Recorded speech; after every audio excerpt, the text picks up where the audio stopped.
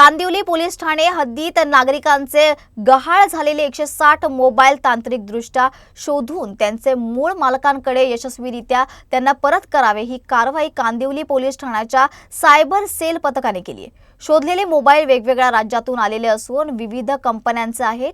या मोबाईलची एकूण किंमत अंदाजे 25 लाख रुपये। मुंबई पोलीस कमिशनरांच्या मार्गदर्शनाखाली शहरातील सर्व पोलीस स्टेशनमध्ये mobile lost and found cell उघडण्यात आलं असून नागरिकांना मोठ्या प्रमाणात मदत होते। सायबर सेलची ही यशस्वी कारवाई नागरिकांसाठी सुरक्षा आणि विश्वास वाढवणारी ठरली आहे। मी सध्या आहे कांदिवली पोलीस स्टेशनमध्ये। इथे आपण पाहू शकता हे जे मोबाईल्स आहेत ते चोरीला गेलेले होते आणि तेच मोबाईल आज कांदिवली पोलीस स्टेशननी हस्तगत करत त्यांचे हरवलेले मोबाईल्स होते त्यांना परत केलेत। माझ्याबरोबर स्वतः डीसीपी सर आहेत, आपण त्यांच्याशी जाणून घेऊया।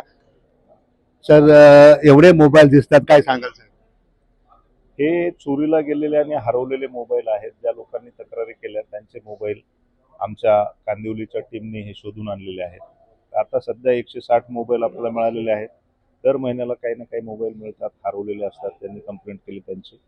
आज आम्ही हे 160 मोबाईल वापस करण्याचा एक कार्यक्रम ठेवलेला आहे छोटासा। तसं काय सांगाल, कशा प्रकारे काळजी घेतली पाहिजे? आपले मोबाईल जेव्हा चोरी होतात तर लोकांनी कशी आपली प्रिकॉशन घेतली पाहिजे? सर्व मोबाईलमध्ये फोन शोधण्याची एक सिस्टीम असते।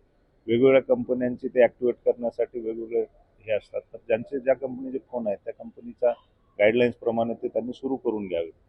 अन्यथा तसंही पण आपल्या आता सिस्टीम अशी डेव्हलप झालेली आहे की सगळे मोबाईल आपल्याला शोधता येतात। त्यासाठी एक केंद्र सरकारने आणि पोलिसांनी बनवलेलं एक पोर्टल आहे। त्या पोर्टलवर माहिती टाकल्यानंतर त्याची माहिती उपलब्ध होते।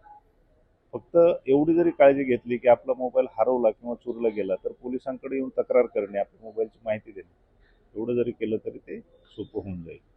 आपण इथे पाहू शकतो की आपला जर मोबाईल हरवला असेल तर त्याची तुम्ही तक्रार नोंदवावी पोलीस स्टेशनमध्ये, अशी आयडिया आणि गाईडलाईन्स डीसीपी साहेबांनी दिल्यात। कॅमेरामॅन दत्ता प्रसाद सर, किरण जाधव, आवाज इंडिया।